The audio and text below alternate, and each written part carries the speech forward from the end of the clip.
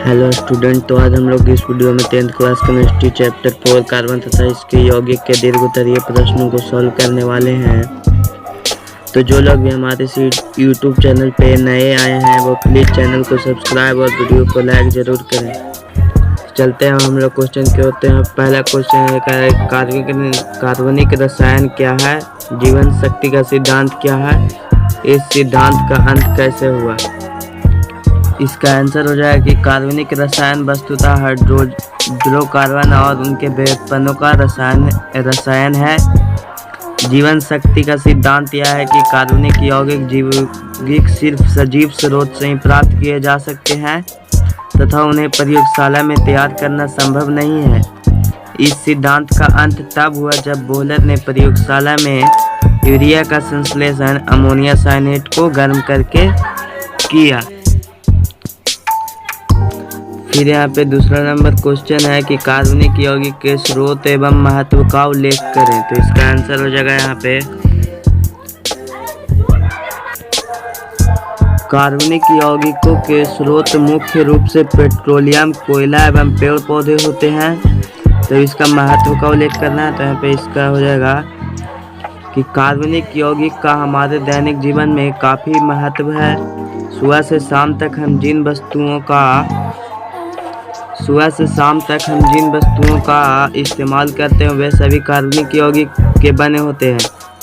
जैसे भोजन में हो जाएगा कार्बोहाइड्रेट, प्रोटीन, वसा, विटामिन, फिर उसके बाद साबुन, रंग इत्यादि, यानी कि जो जिन भी वस्तुओं का निर्माण करते हैं वे सभी कार्बनिक यौगिक से बने होते हैं। दरअसल हम सभी कार्बनिक यौगिकों से घिर गए हैं। अगर इस धरती से कार्बन और उनके यौगिकों को हटा दिया जाए तो पृथ्वी भी चंद्रमा की तरह जीव विहीन हो जाएगी। यानी कि अगर कार्बन और उसके यौगिक यानी कि इसको हटा दिया जाए तो हम लोग जिंदा नहीं रह पाएंगे। यही इसका महत्व है। फिर यहाँ पे 3 नंबर क्वेश्चन है कि आयनिक यौगिक और कार्बनिक यौगिक में भेद बताएं। तो इसका आंसर हो जाएगा, तो आयनिक यौगिक एक तरफ लिख लेंगे और दूसरी तरफ कार्बनिक यौगिक। आयनिक यौगिक का हो जाएगा कि ये इलेक्ट्रॉनों के स्थानांतरण के फलस्वरूप बनता है आयनिक यौगिक। कार्बनिक यौगिक या इलेक्ट्रॉनों के साझा के फलस्वरूप बनता है। आयनिक यौगिक के द्रव्यनांक और क्वथनांक ऊंच होते हैं, जबकि कार्बनिक यौगिक के द्रव्यनांक और क्वथनांक नीच होते हैं। फिर इसका तीसरा गुण अंतर हो जाएगा कि आयनिक यौगिक जो कि विद्युत के सुचालक होते हैं, जबकि कार्बनिक यौगिक विद्युत के कुचालक होते हैं। फिर यहाँ पे 4था नंबर क्वेश्चन है कि अनुसूत्र C6 से 14 वाले सभी समावयवियों को लिखें। तो इसका आंसर हो जाएगा अनुसूत्र C6 से 14 जो कि हेक्सेन का सूत्र है, इसके 5 समावयवी होंगे। तो इसका पहला समावयवी होगा जो कि इस प्रकार होगा CH3 single bond CH2 single bond CH2 single bond CH2 CH2 CH3। यानी कि जब इसको जोड़ेंगे तो यहाँ पे कार्बन की संख्या 6 होगी और हाइड्रोजन की संख्या 14 होगी। तो ये किसका सूत्र होता है, तो हेक्सेन का होता है। देखिए यहाँ पे कार्बन की संख्या को काउंट करते हैं तो 1 2 3 4 5 6 यहाँ पे कार्बन हो गया और हाइड्रोजन यहाँ पे 14 लाना है। तो यहाँ पे देखिए 3 2 5 2 7 2 9 2 11 3 14 यहाँ पे हो गया, यानी कि यह सही है। फिर यहाँ पे दूसरा समावयवी जो कि इसका बनेगा CH3 single bond CH single bond CH3 यहाँ पे नीचे है, यानी कि CH2 CH2 CH3। तो इसमें इसको बनाएंगे तो यह यानी कि दूसरे नंबर पर यहाँ पे मेथिल है, यानी कि CH3 है। तो इसका नाम हो जाएगा 2 मेथिल पेंटेन। चूँकि इसमें पेंटेन है यानी कि कार्बन की संख्या 5 होनी चाहिए। तो यहाँ पे देखिए कार्बन की संख्या 1 2 3 4 5 है, यानी कि यह 2 मेथिल पेंटेन। ये इसका दूसरा समावयवी हो गया। और इसका तीसरा समावयवी जो कि इस प्रकार होगा CH3 CH2 CH CH2 CH3 या 3 मेथिल पेंटेन, यानी कि तीसरे नंबर पर यहाँ पे मेथिल है, CH3 मेथिल का सूत्र होता है। तो 3 मेथिल पेंटेन। इसका चौथा समावयवी हो जाएगा CH3 CH2 CH2। यहाँ पे दूसरे नंबर पर CH2 ऊपर में और एक नीचे में, यानी कि इसका नाम हो जाएगा 2 डाइमेथिल ब्यूटेन। चूँकि कार्बन की संख्या 4 है इसलिए ब्यूटेन की संख्या ब्यूटेन यानी कि कार्बन की संख्या 4। फिर यहाँ पे पाँचवा इसका समव्ययी जो कि लास्ट है, यानी कि इसके 5 समव्ययी होते हैं, तो इसका हो जाएगा CH3 CH CH CH3, यानी कि यहाँ पे दूसरे नंबर पर मेथिल है और तीसरे नंबर पर मेथिल है, तो इसका हो जाएगा 2,3 डाइमेथिल ब्यूटेन। फिर यहाँ पे 5वां नंबर क्वेश्चन है कि कार्बनिक यौगिकों का वर्गीकरण किस प्रकार किया जाता है, तो इसका आंसर हो जाएगा कि कार्बनिक यौगिकों की कुल संख्या अनगिनत होने के कारण कार्बनिक यौगिकों को कई वर्गों में विभाजित किया जाता है, जिससे कार्बनिक यौगिकों का अध्ययन नियमित रूप से हो सके। सबसे साधारण कार्बनिक यौगिक हाइड्रोकार्बन कहलाते हैं, जो कार्बन तथा हाइड्रोजन के संयोग से बनते हैं। हाइड्रोकार्बन के श्रृंखला के आधार पर विभाजित किए जाते हैं। इसका विभाजन 2 तरह से होता है। पहला हाइड्रोकार्बन श्रृंखला के आधार पर, और दूसरा कार्बनिक यौगिकों का वर्गीकरण क्रियाशील मूलकों के आधार पर, यानी कि दूसरा वर्गीकरण मूलकों के आधार पर किया जाता है। ये देखिए यहाँ पे कार्बनिक यौगिक का जो कि श्रृंखला के आधार पर कुछ किए, यानी कि इसका विभाजन किए हैं। तो कार्बनिक यौगिक 2 प्रकार के होते हैं श्रृंखला के आधार पर। पहला खुली श्रृंखला, दूसरा बंद श्रृंखला। खुली श्रृंखला 2 प्रकार के होते हैं, एक संतृप्त श्रृंखला और दूसरा असंतृप्त श्रृंखला। संतृप्त श्रृंखला किसको कहते हैं, जिसमें सिंगल बॉन्ड होता है, और असंतृप्त जिसमें डबल बॉन्ड होता है। फिर यहाँ पे 6ठा नंबर क्वेश्चन है कि इसका पहला कि क्रियाशील समूह क्या होते हैं, तो इसका आंसर हो जाएगा किसी कार्बनिक यौगिक के अणु में सामान्यतः 2 भाग होते हैं। ये भाग मूलक कहलाते हैं। इनमें एक समूह अधिक महत्वपूर्ण होता है और इसी समूह पर यौगिक के रासायनिक गुण निर्भर करते हैं। यह क्रियाशील समूह कहलाता है। किसका आंसर यहाँ पे देख लीजिए। फिर इसका दूसरा क्वेश्चन है कि निम्नलिखित यौगिकों के क्रियाशील समूह के नाम बताएं और संरचना बताएं। इनकी इन सब का क्रियाशील समूह के नाम बताना है। ये सब क्रियाशील समूह है, इनका नाम बताना है और संरचना बताना है। देखिए यहाँ पे पहला है एल्कोहल, तो इसका नाम हो जाएगा हाइड्रोक्सिल समूह, यानी कि OH, सिंगल बॉन्ड कि O के single bond O single bond H, यानी कि इसका संरचना इस प्रकार हो जाएगा। फिर है दूसरा एल्डिहाइड, तो जिसका हो जाएगा एल्डिहाइड समूह, single bond H single bond इधर C डबल बॉन्ड O, यानी कि इस प्रकार बनेगा। तीसरा है कीटोन, तो इसको कीटोनिक समूह बोलते हैं, यानी कि CR, यानी कि डबल सिंगल बॉन्ड और C डबल बॉन्ड O, यानी कि इस प्रकार बनेगा इसका संरचना। फिर एक कार्बोक्सिलिक अम्ल, यानी कि जिसको बोलते हैं कार्बोक्सिलिक समूह, इसका हो जाएगा COOH, यानी कि इस प्रकार होता है। अगला एस्टर, इसको बोलते हैं एस्टर समूह, तो C यहाँ पे डबल बॉन्ड के साथ ऊपर में O जुटा हुआ है, यहाँ पे single bond O single bond R, यानी कि हो जाएगा COOR। फिर है एमीन, जिसको बोलते हैं एमिनो समूह, यानी कि single bond N single bond के साथ 2 NH2, यानी कि NH2 हो जाएगा। फिर अगला एल्कीन, यानी कि एल्कीन के साथ डबल बॉन्ड जुटता है और एल्काइन के साथ ट्रिपल बॉन्ड जुटता है। अगर आप लोग साइंस सब्जेक्ट से ज़्यादा प्यार करते हैं तो प्लीज़ चैनल को सब्सक्राइब करें, या फिर अन्य सब्जेक्ट से ज़्यादा प्यार करते हैं तो प्लीज़ कमेंट करें कि आपको कौन सा सब्जेक्ट ज़्यादा अच्छा लगता है। फिर यहाँ पे 7वां नंबर क्वेश्चन है कि कार्बन के कुछ विलक्षण गुणों का उल्लेख करें। बताएं कि कार्बन के यौगिकों की संख्या असंख्य क्यों है, तो इसका आंसर हो जाएगा कार्बन में कार्बन के अन्य परमाणुओं के साथ बंध बनाने की अद्भुत क्षमता होती है। कार्बन के यौगिकों की संख्या अधिक होने का कारण, कार्बन के यौगिकों की संख्या होने के कारण इसे श्रृंखलन गुण भी कहते हैं, तथा कार्बन की 4 संयोजकता होती है, इनकी कार्बन की संयोजकता 4 होती है। इसीलिए इनमें कार्बन के 4 परमाणुओं से बंध बनाने की क्षमता रखती है। अतः कार्बन के यौगिकों की संख्या असंख्य, यानी कि अधिक होती है। 8वां नंबर क्वेश्चन है कि समाव्ययता क्या है, विभिन्न प्रकार की समाव्ययता का उल्लेख करें। तो इसका आंसर हो जाएगा वे कार्बनिक यौगिक जिनके अणुसूत्र समान होते हैं।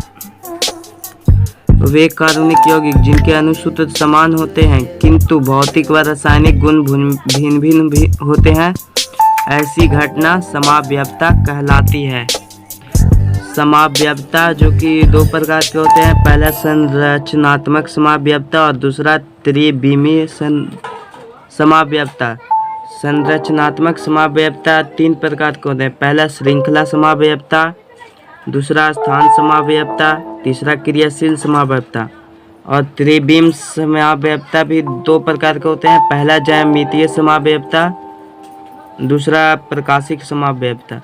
तो चलिए अब इसके उदाहरण देकर इसके बारे में कुछ लिखना है। तो यहाँ पे हो जाएगा पहला श्रृंखला समाव्ययता किसे कहते हैं। तो कार्बन की श्रृंखला में भिन्नता के कारण उत्पन्न होने वाली समाव्ययता को श्रृंखला समाव्ययता कहते हैं। जैसे में अणुसूत्र C4H10, इसका देखिए तो यहाँ पे CH3 CH2 CH2 CH3 यानी कि जो किसका, तो ब्यूटेन का सूत्र होता है कि देखिए जब इसको यानी कि चेंज करेंगे, यानी कि इसमें श्रृंखला के आधार पर भिन्नता यानी कि कुछ भिन्नता भिन्न उत्पन्न होती है। यानी कि यहाँ पे देखिए यहाँ पे CH3 CH3 CH3 यानी कि इसमें भी गिनेंगे तो कार्बन की संख्या 4 है और हाइड्रोजन की संख्या 10 ही होगी, लेकिन जबकि इसका कुछ उलट पुलट कर लिख रहे हैं तो इसका हो जाएगा 2 मेथिल प्रोपेन, इसका एग्जाम्पल्स में रजिस्टर हो जाएगी।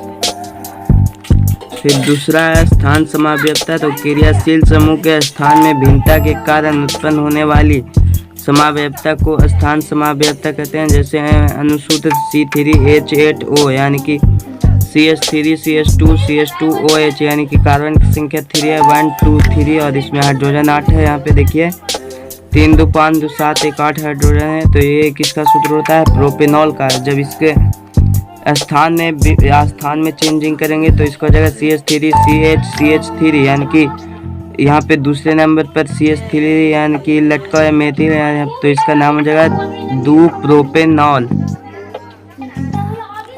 तीसरा है क्रियाशील समाव्ययता। तो इसका हो जाएगा कि जब 2 या 2 से अधिक यौगिकों के अणुसूत्र एक ही हो किंतु उनमें उपस्थित क्रियाशील समूह भिन्न भिन्न हो तो इस घटना को क्रियाशील समाव्ययता कहते हैं। यानी कि इसका अणुसूत्र एक ही होगा। यहाँ पे देखिए CH3 CH2OH यानी कि एग्जाम्पल्स में जैसे C2H6O का, यहाँ पे देखिए कार्बन की संख्या 2 है और हाइड्रोजन की संख्या 6 है और 1 O है। तो ये किसका सूत्र होता है, एथेनॉल का। जब इसमें उपस्थित यानी कि उसमें उपस्थित क्रियाशील भिन्न भिन्न हो, यानी कि देखिए CH3O CH3 यानी इसको चेंजिंग किए तो यहाँ पे बन गया डाइमेथिल ईथर। इसका चौथा समाव्ययता है त्रिज्यामितीय समाव्ययता। तो इसका हो जाएगा यह समाव्ययता वैसे एल्कीनों या उनके व्युत्पन्नों द्वारा प्रदर्शित होते हैं जिनके द्विबंध से जुड़े प्रत्येक कार्बन के साथ 2 भिन्न भिन्न समूह जुड़े होते हैं।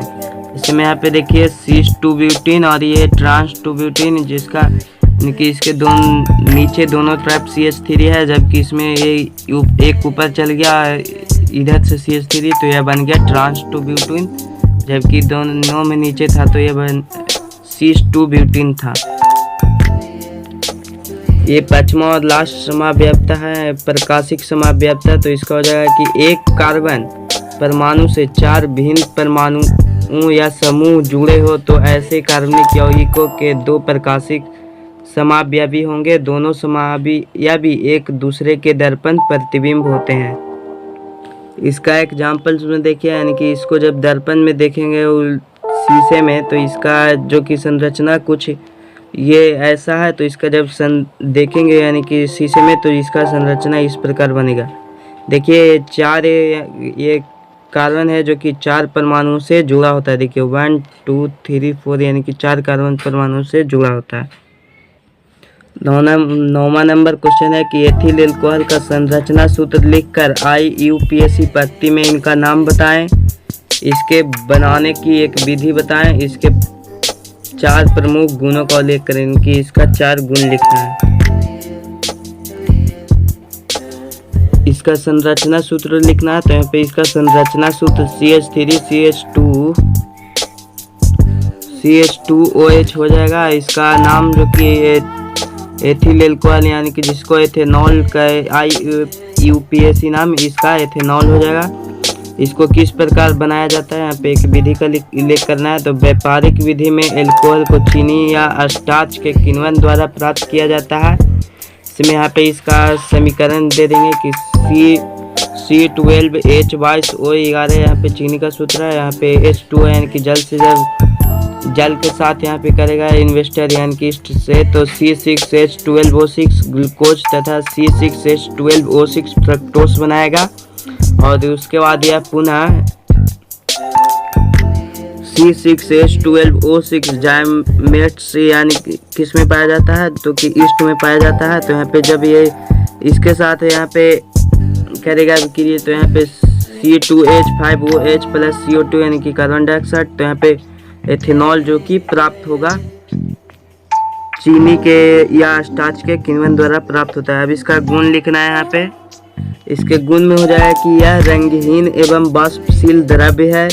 इसका क्वथनांक 351 केल्विन होता है। इसका गलनांक 156 के होता है और यह एक अच्छा विलायक है जो कि जल में यह कार्बनिक यौगिकों में घुल जाता है। 10वां नंबर क्वेश्चन है कि एथिल एल्कोहल से निम्नलिखित यौगिक किस प्रकार बनाए जाते हैं। पहला एस्टिक अम्ल किस प्रकार बनता है एथिल एल्कोहल से। यहाँ पे एस्टिक अम्ल एथिल एल्कोहल से यानी कि एस्टिक अम्ल बनाना है। एथिल एल्कोहल को जिसको एथेनॉल IUPAC नाम है, तो एथेनॉल अम्लीय KMnO4 से ऑक्सीकृत होकर एसिटाल्डिहाइड देता है यानी कि एसिटाल्डिहाइड बनाता है और एसिटाल्डिहाइड पुनः ऑक्सीकृत होकर एस्टिक अम्ल देता है यानी कि एस्टिक अम्ल बनता है। तो इसका यहाँ पे अनुसूत्र हो जाएगा। यहाँ पे इसका समीकरण लिख लेंगे CH3CH2OH जो कि एथेनॉल का सूत्र होता है। यहाँ पे KMnO4 से ऑक्सीकृत होगा, यहाँ पे ये अम्लीय है। तो CH3COH यहाँ पे एसिटाल्डिहाइड बनाएगा और जब यह पुनः KMnO4 से ऑक्सीकृत होगा तो CH3COOH यानी कि एस्टिक अम्ल बनाएगा। फिर है दूसरा डाइमेथिल ईथर, एथेनॉल से यानी कि डाइमेथिल ईथर बनाना है। फिर डाइएथिल ईथर बनाना है। तो एथेनॉल की अधिकता में सांद्र H2SO4 को 140 डिग्री सेल्सियस पर गर्म किया जाए तो डाइएथिल ईथर बनता है। तो इसका समीकरण यहाँ पे देख लेते हैं। C2H5OH यानी कि एथेनॉल का सूत्र है। H2SO4 की उपस्थिति में यहाँ पे 100 डिग्री सेल्सियस पर पहले गर्म करेंगे तो C2H5HSO4 प्लस H2 यानी कि एथिल हाइड्रोजन सल्फेट बनाएगा। और जब इसको पुनः C2H5HSO4 यहाँ पे एथिल हाइड्रोजन सल्फेट को C2H5OH यानी कि एथेनॉल से 140 डिग्री सेल्सियस पर यहाँ पे गर्म करेंगे। तो यहाँ पे देखिए C2H5O C2H5 यानी कि डाइएथिल ईथर यहाँ पे बन गया और प्लस H2SO4 यानी कि सल्फ्यूरिक अम्ल बन गया। इसका समीकरण जो कि आप लोग लिख लेंगे। फिर है तीसरा यहाँ पे एथिल क्लोराइड बनाना है। तो यहाँ पे लिखेंगे एथेनॉल PCl5 से अभिक्रिया कर एथिल क्लोराइड बनाता है। जैसे यहाँ पे CH3CH2OH प्लस PCl5 से यहाँ पे अभिक्रिया किया तो यहाँ पे देखिए CH3CH2Cl plus POCl3 plus HCl यानी कि CH3CH2Cl यानी कि एथिल क्लोराइड बना दिया यहाँ पे। फिर यहाँ पे अगला एथिलीन बनाना है। एथिल एल्कोहल से एथिलीन बनाना है। लिखेंगे कि एथेनॉल को यदि सांद्र H2SO4 की अधिकता में 170 डिग्री सेल्सियस पर गर्म किया जाए तो एथिलीन बनता है। यहाँ पे समीकरण दिया हुआ है C2H5OH प्लस H2SO4 कि जब इसको 100 डिग्री सेल्सियस पर पहले गर्म करेंगे तो C2H5HSO4 प्लस H2O बनेगा। और जब इसको पुनः C2H5HSO4 को 170 डिग्री सेल्सियस पर गर्म करेंगे तो C2H4 प्लस H2SO4 यानी कि C2H4 किसका सूत्र होता है, तो एथिलीन का सूत्र होता है। तो यहाँ पे एथिलीन भी प्राप्त हो गया। चलते हैं अब हम लोग अगले क्वेश्चन की ओर। अगर आप लोग का यह वीडियो समझ में नहीं आ रहा होगा तो प्लीज़ कमेंट करके बताइएगा, मैं फिर से इसमें बता दूँ। 11 नंबर क्वेश्चन है कि किण्वन क्या है? चीनी से एथेनॉल किस प्रकार प्राप्त किया जाता है? किण्वन एक जैव रासायनिक क्रिया है जिसमें जटिल कार्बनिक यौगिक को सूक्ष्म सजीवों की सहायता से सरल कार्बनिक यौगिक में विघटित हो जाते हैं, जिसमें ऑक्सीजन की आवश्यकता नहीं होती है। जैसे स्टार्च, एथेनॉल, शर्करा किण्वन के द्वारा ही बनाया जाता है। यहाँ पे अगला कि चीनी से एथेनॉल को किस प्रकार बनाया जाता है? तो इसका हो जाएगा चीनी से एथेनॉल को किण्वन के द्वारा प्राप्त किया जाता है। जैसे मैं यहाँ पे इसका समीकरण लिख लेंगे कि C12H2O11 प्लस H2 यानी कि C12H2O11 चीनी का सूत्र है। तो यहाँ पे कराएंगे अभिक्रिया, तो यहाँ पे C6H12O6 यानी कि ग्लूकोज प्लस फ्रक्टोस बनेगा। जब पुनः फ्रक्टोस को यहाँ पे C6H12O6 यानी कि फ्रक्टोस को यहाँ पे फिर से इसको किण्वन के द्वारा विघटित करेंगे तो यहाँ पे बनेगा C2H5OH यानी कि जो कि एथेनॉल का सूत्र होता है प्लस 2CO2 बनेगा। 12 नंबर क्वेश्चन है कि एथेनोइक अम्ल एवं निम्नलिखित के साथ होने वाली अभिक्रियाओं का समीकरण दे। पहला यहाँ पे सोडियम, दूसरा सोडियम कार्बोनेट, तीसरा सोडियम बाइकार्बोनेट, यानी कि इसका समीकरण लिखना है। यहाँ पे देखिए एथेनोइक अम्ल का सूत्र CH3COOH दे दिए हैं, प्लस सोडियम के साथ यहाँ पे अभिक्रिया कराना है। पहला है तो 2Na यानी कि जब ये अभिक्रिया करेगा तो यहाँ पे इसका समीकरण बनेगा 2CH3COONA प्लस H2। दूसरा है सोडियम कार्बोनेट जो कि एथेनोइक अम्ल से अभिक्रिया करेगा, तो CH3COOH एथेनोइक अम्ल का सूत्र है। और जब सोडियम कार्बोनेट यानी कि NaHCO3 के साथ अभिक्रिया करेंगे तो यहाँ पे बनेगा CH3COONA plus H2O plus CO2 बनेगा। तीसरा है सोडियम बाइकार्बोनेट के साथ यहाँ पे एथेनोइक अम्ल का सूत्र 2CH3COOH। यहाँ पे इसके आगे इसको प्रूव करने के लिए यानी कि इसको संतुलित करने के लिए आगे 2 लगा देंगे तो प्लस Na2CO3। सोडियम बाइकार्बोनेट का सूत्र जब यहाँ पे आपस में अभिक्रिया करेगा तो यहाँ पे बनाएगा 2CH3COONA plus H2O plus CO2। चौथा है सांद्र H2O से